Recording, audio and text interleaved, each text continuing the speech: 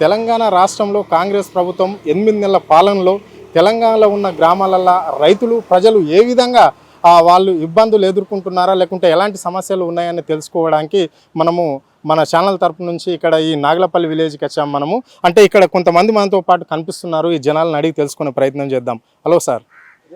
నమస్తే sir. Sir sir ఎలా ఉంది సార్ 8 నెలల ఈ కాంగ్రెస్ ప్రభుత్వంలో ఈ పాలన ఏ విధంగా ఉంది సార్? ఈ రేవంత్ రెడ్డి గారు ఈ పరిపాలనలో ఈ గవర్నమెంటే ఒక చెత్త గవర్నమెంట్. కేసీఆర్ ఉన్నప్పుడు పరిపాలన ఎంత బాగున్నో ఈరోజు విలేజ్లను చూసుకుంటే ఎక్కడి చెత్త అక్కడనే ఉంది. అంటే ఏదో మాయమాటలు చెప్పి ఈ ప్రజలను మభ్యపెట్టి అదిస్తా ఇదిస్తా అని చెప్పి ఆ ప్రజలు మోసపోయారు. ఆ మోసపోయినందుకు ఈరోజుకు ప్రజలకు వాడు పంగనామాలు చూపిస్తున్నాడు. గ్రామాల్లో రైతులు కావచ్చు, వృద్ధాప్యులు కావచ్చు, పెన్షన్దారులు కావచ్చు, అనేక రకమైన సమస్యలు కూడా ఉన్నాయి. వీటంతటికీ రేవంత్ రెడ్డి ఏది చేయకుండా వాడు మోసం చేస్తూ అనవసరమైన పరిపాలన చేస్తూ ఏదో ఢిల్లీకి 18 సార్లు పోకడ రాకడ తప్ప ప్రజలకు ఒరిగింది ఏమీ లేదు. అంటే 6 గ్యారంటీలు అమలు చేసిందా లేడా? అంటే ప్రభుత్వం మాత్రం 6 గ్యారంటీలు అమలు చేస్తామని చెప్పేసి చెప్పింది కదా, అందులో ఎన్ని గ్యారంటీలు అమలు అయినాయి? 6 గ్యారంటీలు 100 రోజుల్లో 6 గ్యారంటీలు అమలు చేస్తా అని చెప్పిన జూటా ముఖ్యమంత్రి ఏ ఒక్క హామీ కూడా నెరవేర్చలేడు. ఏదో అరకలతో ఒకటి ఈ ఆడపిల్లకు మహిళకు బస్సు పెట్టింది మాత్రమే, అది ఆ బస్సు ఒక్కటి తప్ప ఏది కూడా అమలు చేయలేడు. పెన్షన్లు ఇస్తాడు ఎగ్గొట్టిండు, రైతు బంధు ఇస్తాడు ఎగ్గొట్టిండు, రైతు రుణమాపినాడు అరకొర నీళ్ళతో ఊరికి 5-10 మందికి ఇచ్చిన అది కూడా మోసం చేసిండు. రైతు మాఫీ అనేది రైతు బంధువు అనేది ఒక సమస్య కావచ్చు, కానీ రుణమాఫీ అనేది మాత్రం ఇప్పుడు జోరుగా నడుస్తున్న ప్రచారం కదా. ఇప్పుడు ఫస్ట్ విడతలో రుణమాఫీ చేసిండు కదా. ఈ ఫస్ట్ విడత రుణమాఫీ ఊరికి 15 మందికి వచ్చింది తప్ప మేమేమి ఎగ్జాంపుల్ 50లో అప్పు తీసుకుంటే కూడా మాకు ఇప్పుడు కూడా మాఫీ కాలేదు. అదేదో పేరుకు రుణమాఫీ చేసినామని సంకలు గుద్దుకొని పాలాభిషేకాలు చేసుకోవడం తప్ప ప్రజలకు ఒరిగింది ఏమీ లేదు. ఈ వ్యవసాయానికి అనుకూలంగా చేసింది కూడా ఏం లేదు. 100% కేసీఆర్ ఉన్నప్పుడే టైంలో ఖచ్చితంగా రైతు బంధు వచ్చేది, వీళ్ళకు రైతు బీమా వచ్చేది, చనిపోతే ఈరోజు రైతు బీమా కూడా వచ్చేది. కానీ ఈరోజు రైతు బీమా లేదు. ఈరోజు ఇప్పుడు సకాలంలో అని చెప్తున్నారు. అంటే 8 నెలల పాలనలో రైతు బంధు అనేది రాలేదా ఇక్కడ ఉన్న వాళ్ళకు, రైతులకు కానీ? ఇప్పటి వరకు రైతు బంధు రాలేదు, రైతుకు ఏది కూడా రాలేదు. ఎరువులు ఇబ్బందికరంగా ఉన్నది, విత్తనాలు ఇబ్బందికరంగా ఉంది, కరెంటు కూడా అసలు కరెంటు అయితే ఎప్పుడు పోతుందో తెలుస్తలేదు, ఎప్పుడు వస్తుందో కరెంటు లేదు. కేసీఆర్ ఉన్నప్పుడు 24 గంటల కరెంటు మాకు ఉండేది, కానీ ఇప్పుడు కరెంటు ఎప్పుడైనా ఇప్పుడే పోతుంది కరెంటు. అంటే అంత ఘోరంగా ఉంది. అప్పుడున్న కరెంటు ఇప్పుడు ఎక్కడ పోయిందంటే దొంగ కరెంటు అమ్ముకుంటున్నాడు. అమ్ముకొని రేవంత్ రెడ్డి పరిపాలిస్తున్నారు, రాష్ట్రాన్ని సర్వనాశనం చేస్తున్నారు రేవంత్ రెడ్డి. వీడు ఖచ్చితంగా తొందరలోనే వీడు దిగిపోవాల్సి ఖచ్చితంగా వస్తుంది. వాడికి తగిన బుద్ధి ఖచ్చితంగా మేము చెప్తాం మనకి.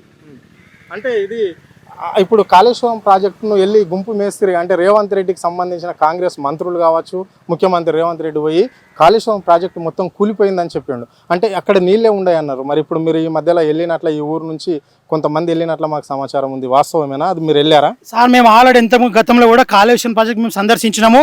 మా విలేజ్ నుంచి పోయినప్పుడు అదొక ప్రపంచంలోనే ఒక అద్భుతమైన కట్టడము. ఆ కట్టడాన్ని ఈరోజు ఈ కాంగ్రెస్ సన్నాసులు ఈ రేవంత్ రెడ్డి గారు అక్కడ వెళ్ళి గుంపు మేస్త్రిలాగా పోయి దాన్ని ఉత్తగా చూసొచ్చి ఇది కాళేశ్వరం ఏమీ లేదంటున్నాడు. అరే రేవంత్ రెడ్డి ఈరోజు వెళ్ళు, నీ బృందాన్ని తీసుకొని వెళ్ళి నీకు కనిపిస్తుంది. ఈరోజు మేడిగడ్డ బ్యారేజ్ ఈరోజు నిండుకుంటలా మారి ఈరోజు కొన్ని లక్షల మందికి రైతులకు ఉపయోగపడుతుంది. నువ్వు ఏదో పలుగులు వచ్చినాయి అది వచ్చిందని చెప్పి పొంగనామాలు చెప్పుకుంటే కాదు. ఇప్పుడు పోయి చూడిపో, ఇప్పుడు నీ టీంతో చూడిపో. అంటే ఇప్పుడు దానికి ఆ ప్రాజెక్టుకు 86 పిల్లర్లు ఉన్నాయి. ఏదో ఒక పిల్లరు అన్నారు 21 పిల్లర్ నంబర్, అది మాత్రం కొంచెం కుంగింది అన్నారు. మీరు వెళ్ళారా, స్వయంగా చూసారా, చూసి మాట్లాడుతున్నారు? అంటే అది పనికి రాదు అని చెప్తున్నారు కదా. లేదా ఎంత పెద్ద డ్యామ్ కట్టినప్పుడు అయినా సరే ఏ చరిత్రలో ఎక్కడ చూసుకున్నప్పుడు కూడా ఏదో ఒక చిన్న ప్రాబ్లం ఉంటుంది. ఆ ప్రాబ్లం సరి చేయాలి తప్ప అది సరి చేయకుండా ఇది పనికే రాదు, ఇది లక్షల కోట్లు వేస్ట్ అంటే అరే పిచ్చి సన్యాసి. ప్రాజెక్ట్ ఖర్చే 1,00,000 కోట్లు అయితే 1,00,000 కోట్లు కేసీఆర్ తిన్నట్టు. అరే కళ్ళకు కనిపిస్తుందా? కొన్ని లక్షల ఎకరాల పంట పండింది. నువ్వు ఏదో ఈరోజు మాట్లాడుతున్నావు కదా మూసినది ఎవరికి రామాయి మూసినది వల్ల పంటలు పండుతాయా? ఆ కాళేశ్వరాన్ని ఏమన్నా ఉంటే దాన్ని చూసి నేర్చుకోండి. కాళేశ్వరం ద్వారా ప్రజలకు మేలు జరుగుతుంది. కాబట్టి ఆ పిచ్చి అన్ని మానేసుకోమని నేను విజ్ఞప్తి చేస్తున్నాను, డిమాండ్ చేస్తున్నాను. ఈ రేవంత్ రెడ్డి ప్రభుత్వానికి, రేవంత్ రెడ్డికి. ఈ రాహుల్ గాంధీ జూటా మాటలు చెప్పి ఈ నిరుద్యోగులకైతే పచ్చి మోసం చేసిండు. అంటే రాహుల్ గాంధీ అంటే హైదరాబాద్లో సెంట్రల్ లైబ్రరీ దగ్గరకు పోయి కానీ ఇక్కడ ప్రతి ఒక్క యువకునికి ఉద్యోగాలు ఇస్తాము అంటే నిరుద్యోగులు మాత్రం ఉత్సవపడద్దు, టీఆర్ఎస్ గవర్నమెంట్లో జరిగినట్ల బీఆర్ఎస్ గవర్నమెంట్లో జరిగినట్ల కాంగ్రెస్ గవర్నమెంట్లో జరగదు అని చెప్పారు. దానికి నిదర్శనం ఏంటి? అంటే ఇంతగానో మల్లార్లు కావడానికి ప్రధాన కారణం ఏంటి? సార్ 100% కాంగ్రెస్ ప్రభుత్వం అంటేనే ఈ పోస్టులు అమ్ముకునే ప్రభుత్వము గతంలో మేము చాలాసార్లు చూసినాము. ఎప్పుడైతే కేసీఆర్ వచ్చి నుంచే ఒక పరిపాలన కరెక్ట్ జరగబట్టుండే సెంట్రల్ లైబ్రరీకి రాహుల్ గాంధీ రేవంత్ రెడ్డి గారు వచ్చి కూర్చొని మేమున్నాము జాబ్ కాంట్రాక్ట్ 100 రోజులలో మీకు ఒక సంవత్సరంలోనే 1,00,000 ఉద్యోగాలు ఇస్తున్న మాట 8 నెలలు అయిపోతుంది. ఏ ఒక్క ఉద్యోగం ఇవ్వలేడే.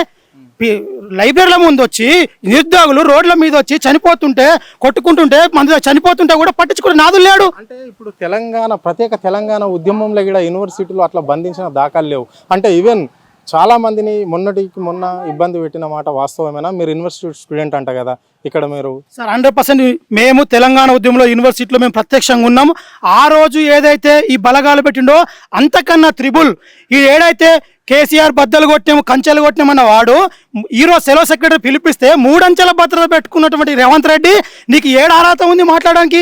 1,00,000 ఉద్యోగాలు ఇస్తున్న మాట నువ్వు ఒక్క నోటిఫికేషన్ ఇవ్వలేవే. కేసీఆర్ ఇచ్చినటువంటి 30,000 ఉద్యోగాలను నువ్వు ఏదో పేపర్లు ఇచ్చి ఈరోజు నేను ఇచ్చిన అంటే ఎవరికి కొట్టిన పిల్లను నేను ముద్దాడుతుంటే కరెక్టేనా? ఇది కాదు. ఒక్క ఉద్యోగం కూడా ఈరోజు వరకు ఈ రేవంత్ రెడ్డి ప్రభుత్వం ఇవ్వలేదు.